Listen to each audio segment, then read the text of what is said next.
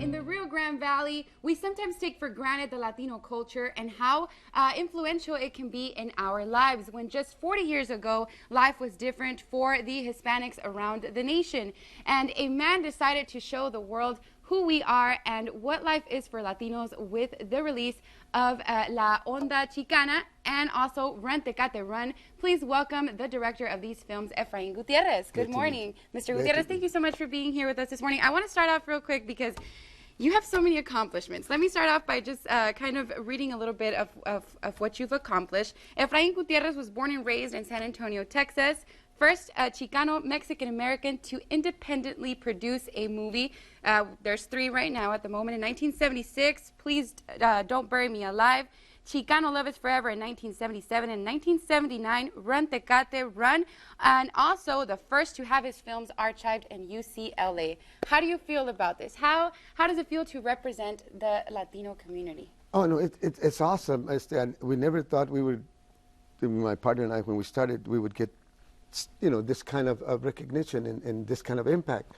Because when we started, the only reason we did it, we didn't have a plan or anything. We just wanted to portray our stories the way we saw them, the way we were. And because we were to me, it was embarrassing, insulting Hollywood, the way they portrayed Mexican Americans, Chicano Mexicans in their films. And then, sadly, Mexico was probably, even worse in some regards in the way they treated Chicanos or Mexican Americans. And when we saw movies, we would go to the Mexican theaters and, we couldn't identify with the so-called Chicanos or Mexicanos in the Mexican movies. And, Hollywood always made the Mexicano, the Latino, as the bad guy in the movie. So when we started, we wanted to kind of see our own stories up there. And that's what we set out to do. And it was very successful, but we feel like there's still a lot to be done, and hopefully some of the younger people out there are going to be doing that. Right, I agree with you. Now, going back a little bit into history, relating to the Chicanos and the struggles that they faced as being migrant farm workers, we learned about activist Cesar Chavez, Dolores Huerta, how they founded what was the National Farm Workers Association, also the Huelga, which is the march that happened years back in Raymondville, Texas. That's right. Now, I want to just ask you, were these things that inspired you to do this, or were your films based on your personal experiences? Tell us a little bit about that. I was a student in Los Angeles in 1970, approximately, that I went to East Los Angeles. I went to East Los Angeles College. When I was there, I met Emilio Delgado, who's Sesame Street. He's Milo on Sesame Street. Anyway, I was one of his students there, and he took us one time in 1970, late 70, early 71, he took us to the San Fernando Valley to go see the Teatro Campesino.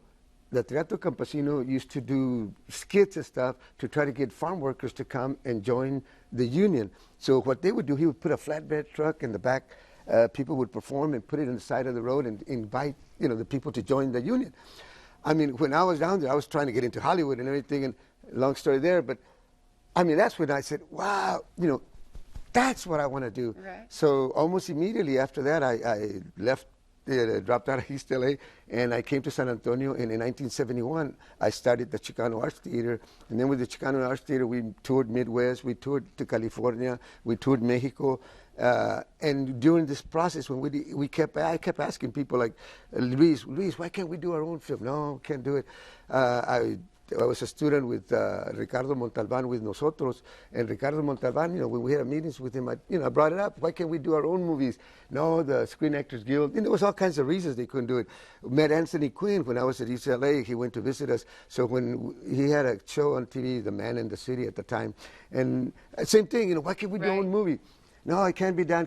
So we didn't know what we were doing, but we knew we wanted to do something. So Sabino Garza, got together, and we approached Trinity University, who was the first one that opened the doors to us. And from there, we just went ahead and did our own movie, expecting to do something, at the colleges or something, but it just blew up. And we broke records. We have records in Brownsville, records in Laredo, in El Paso, mostly wherever there was raza, where right. Mexican Americans. Now, changing topics a little bit, let's talk about the event, your event that's coming up.